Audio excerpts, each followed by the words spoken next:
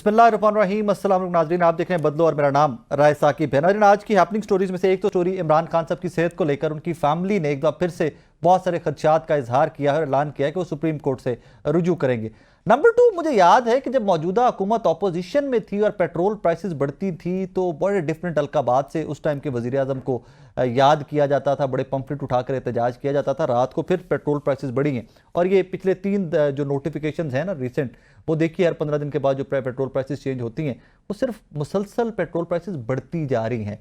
तो मैं तो कोई लकब नहीं दूंगा, लेकिन मैं आपको कुछ सुनवाना ज़रूर चाहूँगा कि मौजूदा हुकूमत के वज़रा जब ऑपोजिशन में थे तो पेट्रोल प्राइसेस बढ़ती थी तो क्या कहा करते थे, जरा सुनिए। आप लोग जानते हो ना कि जब तेल की कीमत बढ़ती है तो आटे की कीमत बढ़ती है, बिजली की कीमत बढ़ती है, गैस की कीमत बढ़ती है, सब्जी की कीमत बढ़ती है, चीनी की कीमत बढ़ती है, अद्वियात की कीमत बढ़ती है। जब बिजली और पेट्रोल की कीमतों में इजाफा हो तो समझ जाओ कि वजीर आजम चोर है। पेट्रोल और तेल की कीमतें जो बढ़ाई हैं वो रात के अंधेरे में बढ़ाई हैं। तेल की जो कीमत है हुकूमत को 70 रुपए फी लीटर फिल फॉर उसमें कमी करनी चाहिए। उससे फायदा क्या होगा? आपकी इन्फ्लेशन कम होगी और आम आदमी को रिलीफ होगा, हुकूमत को कोई नुकसान नहीं होगा। इसलिए कि तेल की कीमतें आलमी मंडियों में तारीख की कम तरीन सतह पर हैं और हमारी जो अपना जो कॉस्ट प्राइसेस हैं वो बहुत ज्यादा हैं। नाज़रीन, इसी सारी सूरत हाल पे बात करने के लिए मुझे स्टूडियोज में ज्वाइन किया है पाकिस्तान तहरीक इंसाफ के सीनियर रहनुमा जनाब नईम हैदर पंजोता साहब ने, और वीडियो लिंक पे में ज्वाइन किया है जनाब कैसर अहमद शेख साहब ने, वफाकी वजीर हैं। कैसर साहब से स्टार्ट कर लेते हैं। कैसर साहब, why every single day Imran Khan साहब की सेहत को लेकर थ्रेट्स? अब भी उनकी हमशीरा अलीमा खानम साहिबा ने फिर से खदशात का इजहार किया है कि इमरान खान साहब इज़ नॉट सेफ। सर, हुकूमत आपकी है, ऑब्वियसली जेल इंतजामिया भी आपके कंट्रोल में है, पंजाब गवर्नमेंट के कंट्रोल में है, क्यों आप एक दफ़ा कुछ सहाफ़ी लेकर नहीं चले जाते और उनको दिखाते कि देखिए जी that is the way Imran Khan साहब is living in the jail? बिस्मिल्लाहिर्रहमानिर्रहीम। मैं समझता हूँ ये भी होना चाहिए। वैसे तो देखिए ना, सहाफ़ी लेके जाएं, उनका अपने मिलने वाले दोस्त अहबाब, उनके रिश्तेदार वो तो रोज़ मिल रहे हैं, तो उन्होंने ये पहली बार ये बात होती है, कभी कुछ बात होती है, कभी कुछ बात होती है। सेहत के बारे में तो मैंने इससे पहले कुछ दिनों में उनका इमरान खान साहब का सुना नहीं है, और आपका ये तजवीज़ भी ठीक है कि अगर इतना ही है कि लेकिन आप फिर एक हफ्ते 10 दिन बाद फिर वही बात होगी, क्योंकि जो सहूलतें जेल में बानी तहरीक इंसाफ को हैं वो तो किसी हमारे जो लीडर कैद रहे तो उनको तो नहीं थी। ये तो तय है हर किस्म की। ये अनाउंस किया कल अडियाला जेल के सुप्रिटेंडेंट ने कि हर किस्म की सहूलत जो है, एक्सरसाइज की, उनको घूमने फिरने के, वहाँ चहलकदमी करने की, और अखबारों की, हर किस्म की किताबों की। शेख साहब, हमारे एक सीनियर हैं मुनीब फारूक साहब, बड़े बाखबर सहाफ़ी हैं, बहुत बाखबर सहाफ़ी हैं मुनीब फारूक साहब। मुनीब फारूक साहब ने कल कहा है जी ये सारी खबरें ठीक हैं कि इमरान खान साहब के सेल की बिजली भी बंद की गई है, उनके लिए बहुत मुश्किलात हैं, और फिर भी वो बड़ी जमामर्दी से जेल काट रहे हैं, और बड़े बाखबर सहाफ़ी हैं मुनीब फारूक साहब। सर, ये खबरें तो आती रहती है ना, ये रूटीन में खबरें तो आती हैं कि उनके लिए चैलेंजेस तो हैं जेल में। नहीं, खबरें तो कल जेल के सुप्रिटेंडेंट ने वो भी एक बड़े मतलब है ना कि एक जिम्मेदार ऑफिसर्स हैं वहाँ के जेल के। अडियाला जेल बड़ी मशहूर जेल है, उसके सुप्रिटेंडेंट ने अपनी किसी अथॉरिटी से कहा है ना कि हर किस्म की सहूलतें हैं। और लेकिन मैं आपकी बात से मुतफिक हूँ कि किसी वक्त चाहिए कि जेल हुकाम को कि दौरा करवा दें पर आपके सहाफ़ियों का, ताकि और हर चीज़ बड़ी क्लियर हो जाए। और ये ऐसी बात नहीं, देखिए इसी बात पे ही अगर सारी पॉलिटिक्स होनी है कोई और, ये तो हट के कोई बात हो ना कि बड़े अरसे से ये बात हो रही है, रोज़ मिलने जाते हैं, कितने लोग उनको मिल चुके हैं, मैं समझता हूँ हंड्रेड्स ऑफ पर्सन उनको मिलते हैं। सर, ये पंजोता साहब मेरे साथ स्टूडियो में बैठे हैं, इनका नाम भी बार बार जाता है, उस लिस्ट में बार बार नाम जाता है मुलाकातियों की। जरा पंजोता साहब का भी इंसाइट देते हैं। पंजोता साहब कैसे मिजाज, खैरियत से? बिल्कुल ठीक है, लेकिन इनके दूसरे इनके देखिए ना। जी कंप्लीट कर लें शेख साहब। दूसरे तो मिलते रहते हैं ना, अगर ये नहीं मिलते। पंजोता साहब, कितनी मुलाकात? मैं ये कह रहा हूँ कि ये तो अब खान साहब के पे और अब इनकी जमात पे है ना कि किसका लिस्ट एक बनती थी, वो ही अलाउ करते थे कि किसने जाना है, किसने। सर, लिस्ट का मैं आपको अर्ज कर देता हूँ। सर, लिस्ट पे मैं अर्ज कर देता हूँ, लिस्ट पे मैं अर्ज कर देता हूँ शेख साहब, लिस्ट पे मैं अर्ज कर देता हूँ। आपके सीनियर मिनिस्टर हैं जनाब ख्वाजा आसिफ साहब, इसी स्टूडियो जिस कुर्सी पे आज पंजोता साहब बैठे हैं, शेख ख्वाजा साहब यहाँ तशरीफ रखते थे। हमारी सीनियर एंकर पर्सन अलीना शिगरी साहिबा, उनको भी ख्वाजा साहब ने यही कहा कि आप जाइए जेल में देख के आइए। उन्होंने चली गई, उन्होंने रिक्वेस्ट की पीटीआई से कि जी वो जो लिस्ट बनती है मैं आपको एप्लीकेशन देती हूँ, मेरा नाम डाल दें उसके अंदर। वो लिस्ट इमरान खान साहब से भी अप्रूव हुई होगी आई एम श्योर, या इनकी जो मैनेजमेंट है तहरीक इंसाफ की उन्होंने भी अप्रूव की होगी। अलीना शिगरी साहिबा सारा दिन जाके अडयाला जेल के बाहर खड़ी रही, टीम को आगे जाने दे दिया गया उनकी, और कहा जी जिनके नाम लिस्ट के अंदर है पुलिस की जानिब से वो रोक लिया गए। अलीना शिगरी साहिबा को इजाजत नहीं मिली सर, उसमें इमरान खान साहब ने नहीं कहा था कि मैं अलीना शिगरी साहिबा से नहीं मिलना चाहता। ऐसा ही होगा जी। लेकिन आप खुद तो कह रहे हैं कि बाकी टीम को जाने सर दिया अंदर गया। नहीं जाने किसी दिया को गया, नहीं जाने अंदर नहीं दिया सर, होगा। अंदर तो नहीं, इसमें अंदर नहीं सर, इतनी- अंदर जेल के अंदर नहीं सर, उस नाके से आगे जाने दिया गया, सड़क के ऊपर, जेल के अंदर नहीं जाने दिया था। नहीं, जेल के अंदर कोई भी जी, नहीं, नहीं सर। जेल के अंदर जो लोग रोज मिलते हैं, जो लोग कोई भी नहीं मिल रहा क्या सर ये जो वकला मिलते हैं, को वो बाहर आके 5-6 में से 1-2 की रिपोर्टें इजाजत देते हैं मिलती कि है सर। अच्छा, जो बहरहाल है मैं उसको, ठीक है। लेकिन इसमें तो मैं जोधा तो साहब- तफसील से कोई बात कर नहीं सकता ना, मैं वहां जाता हूं। देखिए सूरत हाल ये है कि जेल जो इंतजामिया है, सुपरिटेंडेंट जेल का जिसका हवाला दे रहे हैं, जिसकी प्रेस का हवाला दिया जा रहा है, उस प्रेस के अंदर वो इतने आज़ाद हैं कि इमरान खान का नाम भी नहीं लिखा हुआ था। ओके, ठीक है जी, तो उनकी आज़ादी से, उनके ऊपर दबाव से आप इस चीज़ से अंदाज़ा लगा लें कि किस तरह लिखा लिखाया, जैसे फैसला आता है लिखा लिखाया, ये अलामी जारी किया गया। Number okay. 1। नंबर 2 बात ये रह गई है कि इमरान खान आइसोलेट हैं, इमरान खान कैद तन्हाई में है, इमरान खान साहब तक टीवी की एक्सेस नहीं है, वो बंद हो चुका है उनका, इमरान खान साहब तक किताबों की एक्सेस नहीं है, इमरान खान साहब तक जो है वो उनके डॉक्टर की एक्सेस नहीं है, उनके वकला नहीं जा सकते। एक वकला भेजते हैं या 2 भेज देते हैं, एक दिन एक वकला वकील की मुलाकात करवाई, भला कितनी करवाई, 1.5 मिनट। जी वो सुना मैंने। ठीक है जी। इसी तरह से उनके रुफका जो हैं, यानी जो सियासी रहनुमा हैं, वो कोई 9-10 महीनों से उनका नाम लिस्ट में हर जुमरात को जाता है, हर जुमरात कल फिर भिजवाई गई है, कल फिर मैं शो इधर आके करूंगा, ये कहेंगे कि ये तो मिलते रहते हैं जी। वो सेनेट की लिस्ट भी आ गई, भाई 2 बहनों को आपने मिलवाया, कल 2 वकला को मिलाया, जो एक SOPs है, जो जेल मैनुअल है, जो उसके मुताबिक उनका राइट है वो दिया जाए, जो इस्लामाबाद हाई कोर्ट ने हुक्म दिया हुआ है उस पर अमल किया जाए, वो नहीं किया जा रहा। तौहीन अदालत की दरखास्तें मेरे समेत, अलीमा आपा समेत, दीगर हमारे शिबली फराज, उमर अयूब, ये सारे लेकर इस्लामाबाद हाई कोर्ट में गए हैं कि उन पर समाअत की जाए, वो फिक्स नहीं हो रही। वो क्यों नहीं फिक्स हो रही? क्योंकि 26वीं तरमीम की रोशनी के अंदर अदलिया के पास इतनी इस्तात नहीं है कि वो इंडिपेंडेंट फैसले करे, फिक्स करके इंसाफ फराम करे, अपने फैसलों के ऊपर भी अमल कराए। अब साथ दूसरा भी मैं पहलू आपको कहूं, बुशरा बीबी, उनको भी आइसोलेट भी सुना है कि तबीयत खराब, सेम इसी तरह की तमाम तर सूरत हाल उनको भी दो चार है। उन तक भी कोई किताबों की एक्सेस नहीं है, उन तक कोई डॉक्टर की एक्सेस नहीं है। अभी जो करंट है वो ये है कि कल गुज़श्ता रोज उनकी फैमिली जो है, 2 बेटियां और एक भाभी, तीनों लोग जो हैं वो अडयाला जेल गेट के ऊपर 2 बजे से लेकर 5 बजे तक खड़े रहे हैं। उनको अंदर जाने की इजाजत तो दूर की बात, उनके पास कपड़े थे, उनका सामान था जो देना था, वो भी नहीं दिया गया। और इसी तरह से अगर आप देखें तो वो बता रहे हैं, खान साहब को जब वो सारी सूरत हाल का पता चला, जो गुज़श्ता मुलाकात हुई, तो उन्होंने कहा कि उन्होंने बताया कि उनके पास भी टीवी बंद कर दिया गया, पहले टीवी था, और एक दिन यूं हुआ कि रात को 8 बजे बिजली बंद करते हैं और सुबह बिजली आती है। और जब बीबी ने पूछा अमले से कि बाहर तो लाइट जल रही है, ये मेरे सेल की क्यों बंद? उन्होंने कहा जी कि हुक्मनामे के मुताबिक सिर्फ आपके सेल की बिजली जो है वो बंद करनी है। ये नहीं आपने यार इद्दत केस बनाया, हिस्ट्री में कहीं आपने देखा कि इद्दत केस बना, इद्दत केस बनाया, तोशा खाना बनाया, अच्छा, तमाम पंजोता साहब एक बनाकर जेल में डाला, और फिर वहां पर जो उनके हकूक हैं वो ही नहीं दी जा रहे। मकसद क्या है? ठीक है, मकसद है तोड़ना। ठीक है, वो दबाव में आकर अपने मौकफ से पीछे हट जाए तो ये आपकी भूल है। पंजोता साहब ठीक है, आपका नाम भी रेगुलर लिस्टों में जाता है, हमारे पास आती रहती है, टीवी पे चलती है, रेगुलर लिस्टों में आपका नाम भी जाता है। ये बैरिस्टर सैफ साहब का जब दिल करता है मिल लेते हैं, उनको कोई बंदा नहीं रोकता भाई। बैरिस्टर साहब का जेल इंतजामी अलामी जारी करे ना, क्या कि क्यों मुलाकात कैसे हुई?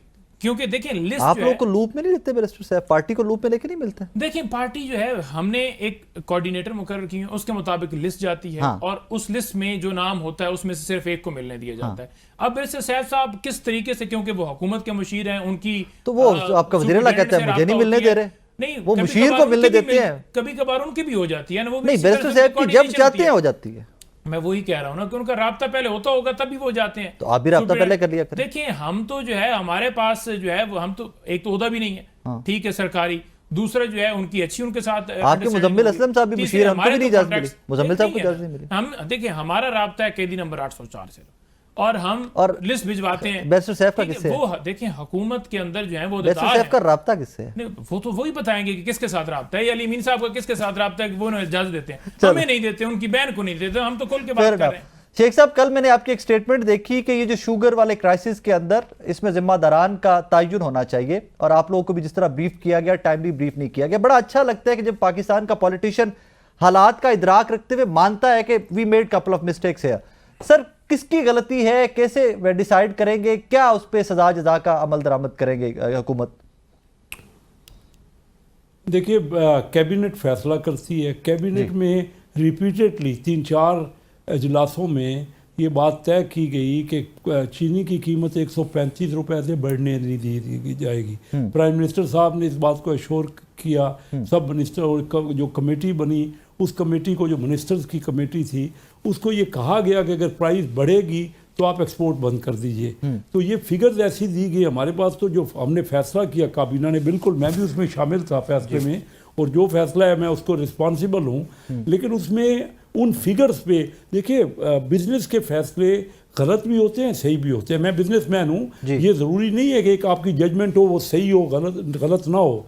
लेकिन अगर मैंने कल बयान ये दिया कि अगर किसी ने जानबूझ के एक विलिंगली जो अपनी जो है मिस कंटेंशन से अगर ये फिगर्स दिए हैं, तो वो देखना चाहिए। अगर ऐसा है तो कौन डिसाइड करेगा? हुकूमत में आप है ना, कौन डिसाइड करेगा? कल को कम हो जाए तो ये तो कोई देखे ना, ये हमेशा हर जगह डिसाइड करने वाले भी अदालतें होती हैं, हमेशा अदालत है। मैं अब देखिए, आप आराम से बात सुनिएगा। सिर्फ मीडिया पे मुखालफत कर देना बड़ा आसान है। फैसलों में अच्छा भी फैसला होगा, गलत भी होगा। और कमोडिटी की प्राइसेस, मैं बिजनेसमैन हूँ, 59 ईयर्स से कमोडिटी का बिजनेस करता हूँ। फ्लक्चुएशन इसमें बहुत होती है। मैंने अगर सैकड़ों फैसले किए हैं तो उसमें से 20 फैसले मेरे गलत हुए हैं अपने बिजनेस के लिए। प्राइस बढ़ भी जाती है और मैं उस वक्त नहीं ले सकता, और प्राइस जो है वो घट रही होती है तो मैं ले लेता हूँ। लेकिन अगर किसी की मिस इंटेंशन है, उसने गलत इंटेंशन से जानबूझ के गलत फिगर्स दिए हैं, तो उसका जरूर बिल्कुल चेक होना चाहिए। मेरी ये बड़ा क्लियर, मैं आपको बिजनेस का ये बताता हूँ, क्योंकि ये कमोडिटीज में आपको जिम्मेदारी, अगर इस तरह जिम्मेदारी अगर बगैर ये चेक किए कि उनकी इंटेंशन क्या है, अगर तो नेक नियति से फैसला गलत भी हो सकता है। ये फैसला करना पड़ेगा कि क्या इंटेंशन। नियतों के भाग तो अल्लाह जानते हैं ना, नियतों के हाल तो आप और जान नहीं सकते। सर, फिर तो अल्लाह पे छोड़ दीजिए ना। तो ये मैं बात मुकम्मल होने ख़त्म कर रहा हूँ, बात मुकम्मल होने दें।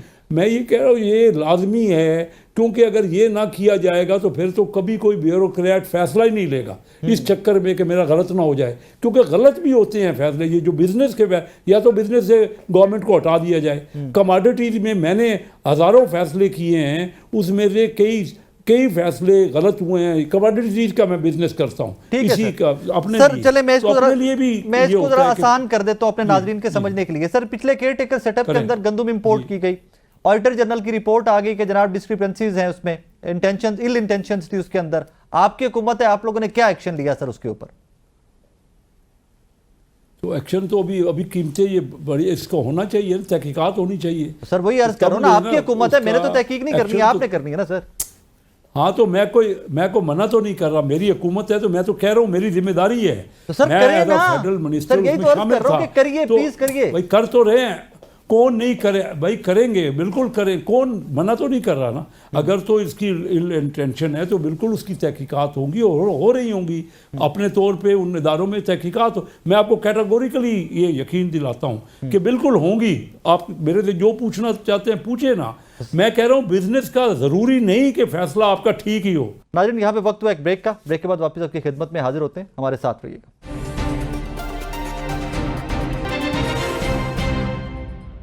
वेलकम बैक नाज़रीन। नईम साहब, जी गंदम वाला भी इशू अभी स्कैंडल है, ऑडिटर जनरल की रिपोर्ट पड़ी हुई है, फिर ये शुगर क्राइसिस आए हैं, मतलब 200 प्लस। आप भी देहात के हैं, मैं भी देहात को, मेरे देहात तो मैंने कल फोन करके पता किया यार बिजली कितनी लब्दी पी चीनी, 210, 15, 20 रुपए तक की चीनी गई हुई है। देखिए, हर रोज हमें लोग मिलते हैं, हर रोज हम खुद भी उस, क्योंकि हम तो मिडिल क्लास से हैं, हम तो कोई नहीं है एलियट कि हमें पता ही नहीं हो कि पेट्रोल की कीमत क्या है, डीजल की क्या है, खाने की क्या है, गंदम की क्या है, चावल की क्या है।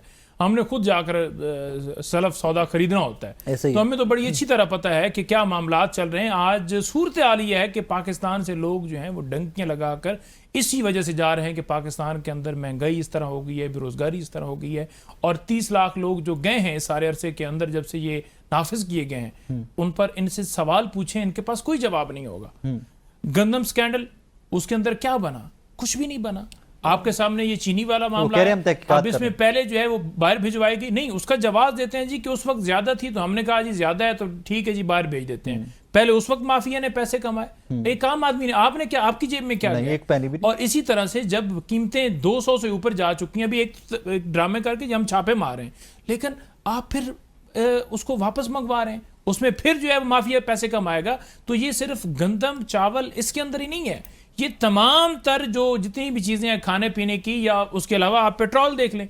अब देखें ये लेवी के नाम के ऊपर जी फलाना टैक्स आ गया जी, IMF की शर्त आ गई। ये IMF की शर्त है कि इंटरनेशनल मार्केट के अंदर PTI के दौर को अगर उसके साथ मवाजना किया जाए तो आधे से भी कम रेट है इस वक्त पेट्रोल का इंटरनेशनल मार्केट के अंदर, इसी तरह डीजल का। लेकिन यहां पर क्या है, यहां पर 300 के करीब छूने वाला है, और एक एक बात के ऊपर 1 रुपया बढ़ता था ना जी, पेट्रोल महंगा, वजीर आजम चौर, नायल वजीर आजम, आज किधर हैं वो? आज वो लोग इनकी वीडियोज उठाकर चला रहे हैं, लेकिन इन्होंने वो सत्तू पिया हुआ है कि हमें जो मर्जी है कहता रहे, हमें तो कोई शर्म आने वाली बात ही नहीं है, क्योंकि हमें जब नाफिज किया गया है, हम खुद तो आए नहीं अवाम के वोट से, तो फिर हमने उसी तरीके से लेकर चलने। हमें तो जिन्होंने नाफिज किया हम बस उनको ठीक रखें, बाकी अवाम का क्या, अवाम के वोट की कौन सी वैल्यू है? वजीर आज़म चोर वाली, लेकिन ये रियलिटी है। मैं रात को डिजिटल मीडिया पे देख रहा था। शेख साहब, ये बात सख्त है, विद ड्यू अपॉलॉजी, लेकिन ये फैक्ट है कि आपकी अपनी जो पार्टी के बड़े सीनियर लोग हैं वो पंफलेट उठाए हुए प्रोटेस्ट कर रहे होते थे कि पेट्रोल महंगा, वजीर आज़म चोर। इवन के नवाज शरीफ साहब की स्टेटमेंट है कि रात के अंधेरे में पेट्रोल बम मार दिए इन लोगों ने। सर, आप तो पिछले 3-4 कपल ऑफ वीक्स देख लें, पिछले हर 15 दिन के बाद ये बॉम्ब मार रहे हैं। सर, क्या निकालना है अवाम की? यकीन मानने बहुत बुरी हालत होगी। नहीं, देखिए बात सुनिए, अब ये एहतियात करनी चाहिए, बात पहले पूरा फैक्ट्स एंड फिगर पता करना चाहिए। किसी ने भी किसी वक्त में भी किया है तो उसको पूरी, अगर तो उनके पास कोई ऑथेंटिक प्रूफ है तब तो एक बात की जाए। अभी आप बात कर रहे हैं, देखिए पेट्रोल का हमने नए बजट से अप्रूवल ली है, पेट्रोलियम लेवी की, वो कुछ बढ़ गई है। दुनिया में कुछ प्राइसेस भी फ्लक्चुएट होते हैं, तो कोई, अगर आप इन्वेस्टिगेटिव जर्नलिस्ट है ना, सिर्फ ये ना करे कि टॉक शो करे, आप चेक करें ना कि वजह क्या हुई है, क्या रीजन है। सर, मैं अगर अर्ज करूं, sir I'm sorry I'm cutting you, मैं सिर्फ गोशगुजार कर दूं। सर, ये पीपल्स पार्टी और PTI के दौर में $100 से $120 तक पेट्रोल प्राइसेस गई थी इंटरनेशनल मार्केट में, आजकल 68 है सर। तो मैं कैसे कह दूं कि इंटरनेशनल मार्केट में तेल इतना महंगा है कि आपको 250 से ऊपर जाना पड़े? 68-69 के ऊपर इंटरनेशनल मार्केट। आपको थोड़ा वर्किंग करनी चाहिए ना सर, प्लीज। देखिए उस वक्त डॉलर का रेट था, उस वक्त डॉलर 150 रुपए के करीब था, और आज डॉलर है 285 रुपए। और फिर दूसरी बात, दुनिया में पेट्रोल की कीमत होती है, फिर हमने पेट्रोलियम लेवी बढ़ाई। देखिए बात यह है कि मुझे फैक्ट्स एंड फिगर दें, ये हिसाब की बात है। कहीं गलती है तो आप पॉइंट आउट करें ना, मुझे निकाल के एज अ बिजनेसमैन मुझे समझाएंगे कहाँ मैंने ज्यादती कर रहा हूँ, कहाँ मैं एडिशन कर रहा हूँ। क्या बजट में मैंने अप्रूवल नहीं कराई पेट्रोलियम लेवी की? जो पेट्रोल प्राइसेस बढ़ी हैं, they are justified? Of course justified, अगर क्यों नहीं जस्टिफाइड? एक्सचेंज रेट आपका बढ़ गया है। आपका आज सोने की प्राइस थी, मैं जब बचपन में 114 रुपए तोला था, आज 3.5 लाख रुपए से ऊपर हो गया तोला। तो ये क्या होता है कि वक्त के साथ साथ प्राइसेस तो हर साल फ्लक्चुएट हो रही हैं। आप कहें कोई भी हुकूमत आके करेगी, किसी भी हुकूमत पे ये इल्जाम लगा, या तो चेक करें ना। शेख साहब, यकीन माने अगर इसी पैटर्न या इसी फॉर्मूले पे गवर्नमेंट चलानी है तो यकीन माने कि मैं भी बड़ी अच्छी गवर्नमेंट चला लूंगा। अगर इसी पैटर्न पे चलाना है ना तो किसी भी बंदे को बना दीजिए, किसी भी बंदे को बना दीजिए, वो और अच्छे से गवर्नमेंट चला लेगा। मेरे दोस्त, आप अगर इकोनॉमिक की बात करें, कोई और किस हुकूमत ने आप समझते हैं कि ठीक चलाई? आपके मुताबिक, आपके फार्मूले के मुताबिक कौन सी हुकूमत है जब प्राइसेस नहीं बढ़ी? सर, मेरे फार्मूले के नजदीक, सर मैं अर्ज करता हूं, मेरे फार्मूले के नजदीक जब पेट्रोल प्राइसेस 150 के करीब थी तो हमजा शहबाज साहब, मरियम नवाज साहिबा और बिलावल भुट्टो जरदारी साहब एक महंगाई मुकाओ मार्च लेकर इस्लामाबाद की तरफ चल पड़े थे। अगर तो ये तब जस्टिफाइड था कि पेट्रोल प्राइसेस वीकली या 2 वीक्स के बाद चेंज होती थी, फ्लक्चुएट होती थी, डॉलर के रेट पे फ्लक्चुएट होती थी, तो सर फिर आपका मार्च वो गलत था, फिर आपके वो प्रोटेस्ट गलत थे, फिर आपके वो नारे असेंबली के अंदर और असेंबली के बाहर गलत थे कि जब पेट्रोल प्राइसेस बढ़े तो समझे मेरा वजीर आजम चोर है मेरे मुल्क का। नवाज शरीफ साहब ने लंदन में खड़े होकर स्टेटमेंट दे दी कि रात को पेट्रोल बम मार देते हैं। या वो तमाम स्टेटमेंट्स गलत थी, या आज आपकी calculation with due apology sir गलत है कि आप कहते हैं कि डॉलर के रेट के हिसाब से पेट्रोल प्राइसेस है। तब इंटरनेशनल मार्केट में डॉलर सर प्लीज एड्रेस कर लीजिए। मेरी सुनिए जी, आप दुरुस्त कह रहे हैं, हमारी अपोजिशन सिर्फ खोखले नारों पे सियासत कर रही है, हम रियलिस्टिक सियासत नहीं कर रहे। मैं तो आपको क्लियर कह रहा हूं कि जब भी कोई गलत बात की जाती है उसकी इंक्वायरी नहीं होती, सिर्फ ये कहना, किसी की मुखालफत कर लेना जो अपोजिशन की हुकूमत है कि उसको हटाने के लिए या उसके खिलाफ बात करेंगे, ये अब ख़त्म होना चाहिए। हमें रियलिस्टिक पॉलिटिक्स करनी चाहिए, हमें दुनिया में आना चाहिए, हमें सच्चाई की बात करनी चाहिए। अगर नहीं करूँगा, मैं झूठ बोलता रहूँगा तो मेरा फॉल्ट है इसमें। ये सामने आ गई ना, आप कोट कर रहे हैं, चीज़ें कोट कर रहे हैं, सामने चीज़ें आ रही हैं, उसको कोई डिनाई नहीं कर सकता। और प्राइम मिनिस्टर साहब ने हमारे ये कहा कि हम सब ने गलतियां की हैं, खुद कहा है, तो ये गलतियां अब हम कब तक करते रहेंगे? सबको मिल के, सब पार्टियों की बात हो रही है, मैं किसी एक पार्टी की बात नहीं कर रहा। क्या कुछ नहीं हुआ, रोटी कपड़ा और मकान की बात पीपल पार्टी ने की, कितना रोटी, कितना कपड़ा और कितना मकान दे लिया। इन्होंने कहा कि नौकरियां देंगे, इतनी नौकरियां देंगे, इतने मकान बना लेंगे। पीटीआई ने कहा क्या कर लिया? ये हम खोखले नारों पे अवाम को कब तक ये बहलाते रहेंगे? आपके प्रोग्रामों के तहत पता लग गया है, आपके प्रोग्रामों के तहत जब से ये मीडिया जितना ज़्यादा हुआ है, लोगों को पूरा एहसास हो गया कि सब हम एक्सरेज करते हैं, एग्जेजरेट करते हैं, तो वो लोग अब समझ गए हैं कि ये बातें जो है ये इसका कोई फायदा नहीं है। शेख साहब, that is what I love sir, thank you very much sir, thank you very much. At least हम एक्नॉलेज करते हैं कि हमसे गलतियां हुई हैं। बहुत अच्छा लगता है कि जब हमारे सीनियर पॉलिटिशियन टेलीविजन पे बैठ के एक्नॉलेज करते हैं कि गलतियां हुई हैं, इनको ठीक करना है। मुझे तो साहब क्लोजिंग कमेंट देते, मेरा टाइम खत्म। मुआवजा करें जो जाकर कहते थे कि जनाब देखें जी आम आवाम तो ये कह रही है, आज वो कितने सारे, मुझे तो वो नजर नहीं आ रहे। ट्वीट्स की रात मसला क्या है? नहीं, एक ट्वीट आया है किसी एक की तरफ से, लेकिन क्या उस एक ट्वीट से बाकी तमाम चीजें जो हैं उसको आप लेजिटिमेट करार देंगे? नहीं, बिल्कुल नहीं, जिसों पर आपका क्या मौकफ है, धांधली के ऊपर आपका क्या मौकफ है, पीक एक्ट के ऊपर क्या मौकफ, स्थाई चैनल के ऊपर आपका मौकफ है कि ये इंतशारी, क्योंकि वो हक की बात करते हैं, तो वहां आप एक ट्वीट करके ये नहीं कह सकते कि अवाम की राय आपके साथ है, अवाम की राय इमरान खान के साथ है। मसला ये है कि यहाँ अगर मोहसिन नकवी का नाम दुबई लीग्स के अंदर आता है ना, तो वो लीग्स ही दबा दी जाती हैं। मसला ये है कि नवाज शरीफ साहब का, शहबाज शरीफ साहब का, इनके नाम आते हैं गंदम स्कैंडल के अंदर या सारे उसके अंदर, तो वो नाम ही दबा दिया जाता है। मसला यह है कि मॉडल टाउन के अंदर अगर लाशें बचाई जाती हैं तो उसके ऊपर कमीशन भी बनते हैं और होता कुछ भी नहीं है, तो फिर वो क्या वजह होती है? क्योंकि नाम किसके आ गए। इसी तरह अगर आप पाकिस्तान की सारी हिस्ट्री निकाल के देख लें तो जितने अदवार के अंदर इनकी हुकूमत रही है, कोई मुझे एक चीज दिखा दें कि इस महकमे के अंदर इन्होंने बड़ा अच्छा काम किया और लोग कह रहे हो दुआएं दे रहे हो। वजह ये थी कि 8 फरवरी लोगों ने एक इनकलाब इस वजह से आया, वो इनसे बिल्कुल लोग थक चुके हैं। उन्होंने देख लिया, बार बार नारे मरी के अंदर खड़े होकर, नवाज शरीफ साहब का नारा था कि मैं तो यूनिवर्सिटी बना रहा हूं जी, हम 6 महीनों के अंदर, शहबाज शरीफ साहब का नारा कि 6 महीनों के अंदर बिल्कुल जो है वो इकोनॉमी हम बेहतरीन कर देंगे, महंगाई सारी कंट्रोल हो जाएगी। तो वो शेख साहब तो खुद कह रहे हैं, आसमान क्या, अभी तो 7वें आसमान तक पहुंच गए हैं। तो खुद कह रहे हैं कि गलत जो कोर्ट किया है मैं उसके ऊपर, नहीं तो आप नहीं, गलत सबसे बड़ी गलती ये है कि अवाम ने आपको मुंतखब नहीं किया, आप घर जाइए। और अगर आप ये कहेंगे कि अवाम ने मुंतखब नहीं किया तो ये अवामी हुकूमत है जी, उसके बाद लोगों की आपसे मोहब्बत शुरू हो जाएगी। आप तो गोलियां चला रहे हैं कि ये बात क्यों कर रहे हैं? थैंक यू पंजोता साहब। शेख साहब, thank you very much for your time, बहुत शुक्रिया आपको। नाज़रीन, ब्रेक लेना, ब्रेक के बाद वापस आ रहे हैं, हमारे साथ रहिएगा।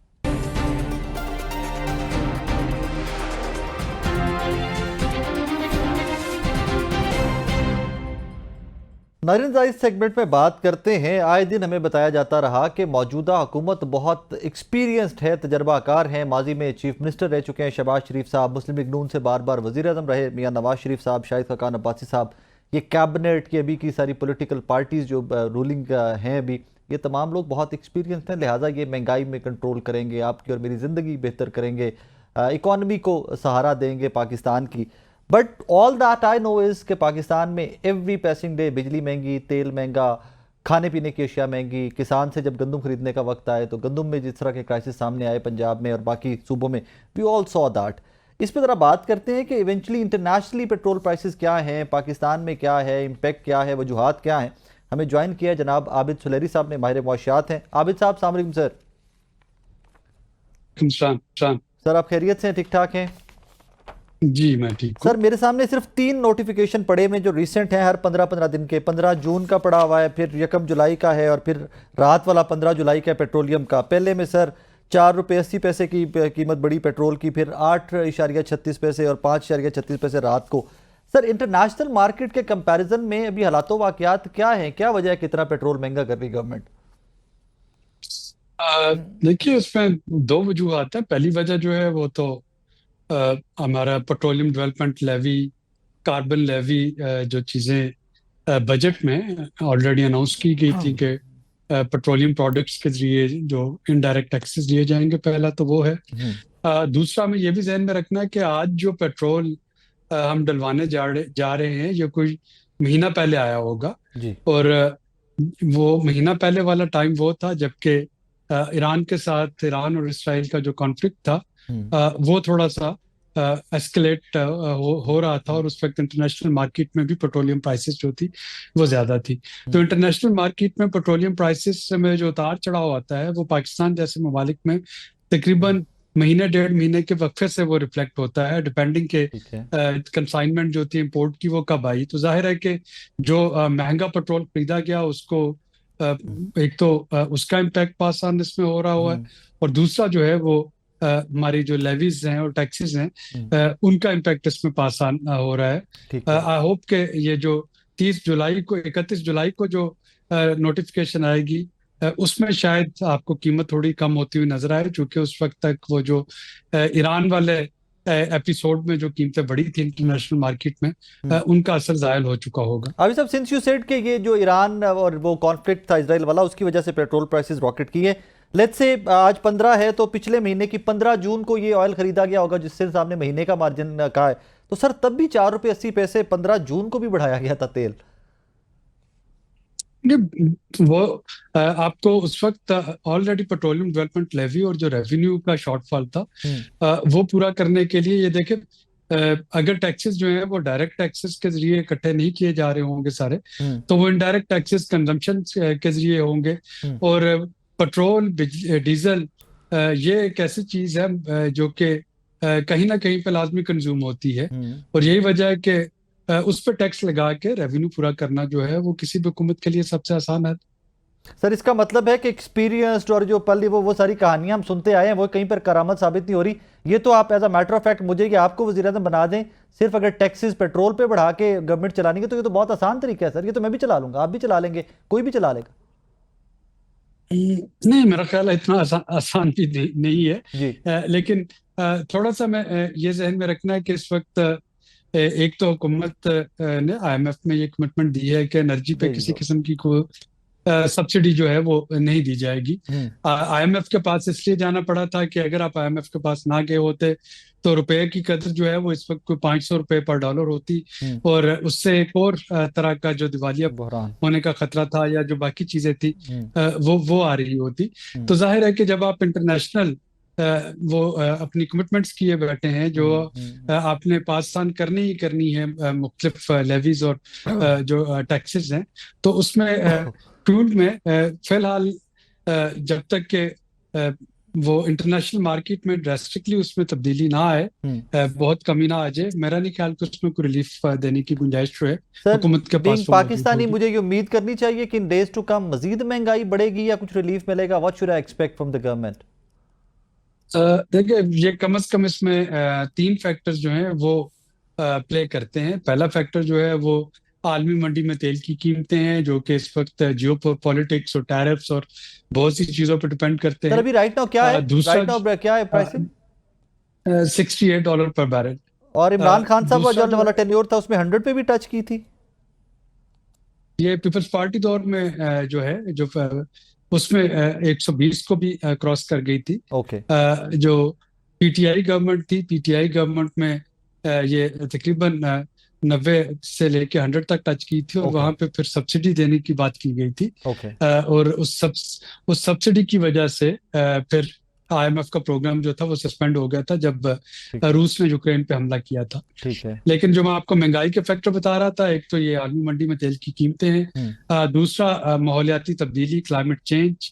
क्लाइमेट चेंज का जो सबसे बड़ा इम्पैक्ट है वो हमारी फसलों पे आता है, एग्रीकल्चर पे। और अगर खुदा न खास्ता कोई फ्लड की सिचुएशन बनती है, कोई ड्राउट की सिचुएशन बनती है, एंड सोइंग पे या हार्वेस्टिंग पे मौसम जो है शदीद होते हैं, तो उससे खाने पीने की चीजें जो है उनकी कीमतों में इजाफा होता है। या अगर खुदा न खास्ता कपास की फसल जो है वो तवक्को से कम रहती है, तो उससे लोगों की लाइवलीहुड जो है वो डायरेक्ट इम्पैक्ट हो रही होती सर है। वीट भी और मेंशन तीसरा कर और लें प्लीज, वीट भी मेंशन कर लें।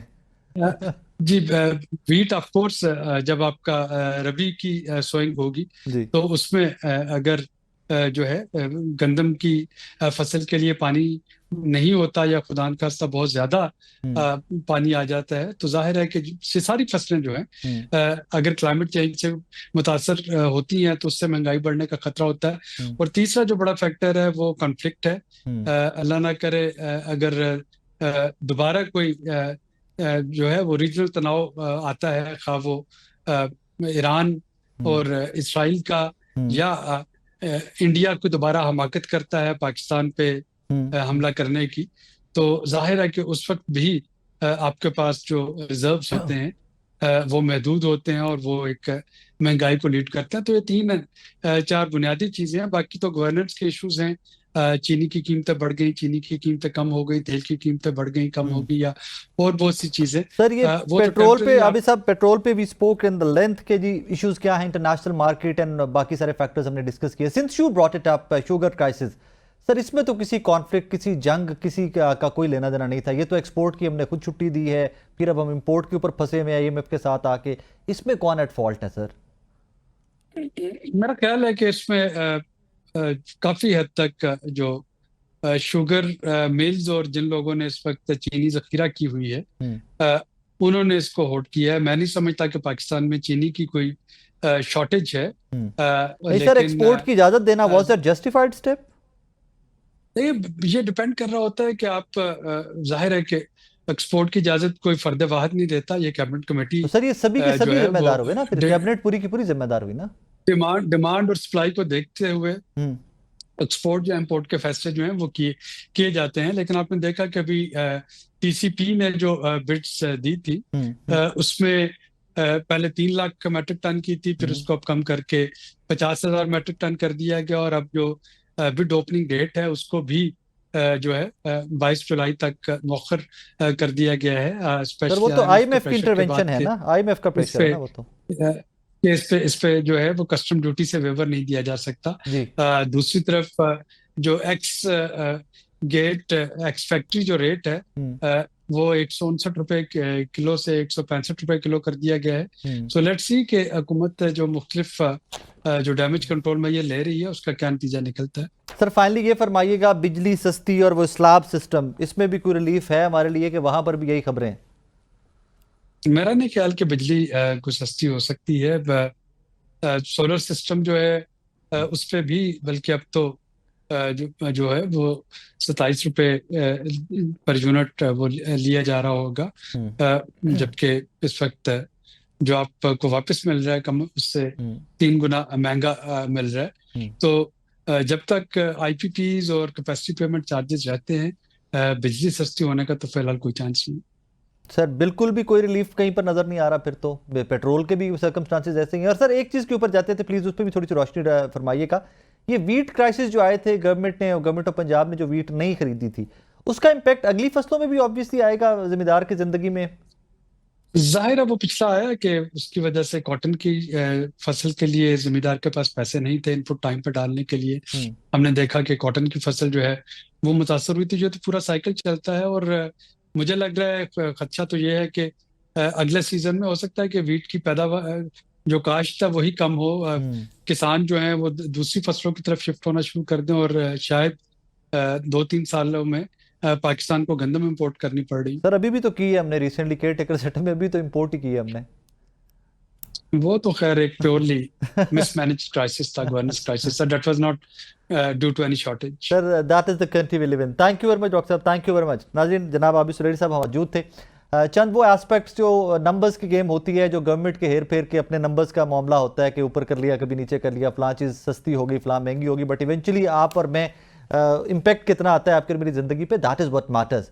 और इम्पैक्ट ये है कि पेट्रोल 4 रुपये पर लीटर बढ़ता है और पूरे मुल्क की चीखें निकलती हैं। मैं माजी के हुक्मरानों की जो अभी के हुक्मरान जब माजी में अपोजिशन में थे उनकी स्टेटमेंट्स वो सारी देखें तो बड़ा अजीब व गरीब सा लगता है कि यार कहीं पर तो टिक जाओ, कहीं पर तो खड़े हो जाओ, लेकिन सियासत शायद इसी का नाम है, बयानबाजी, इल्ज़ामात का।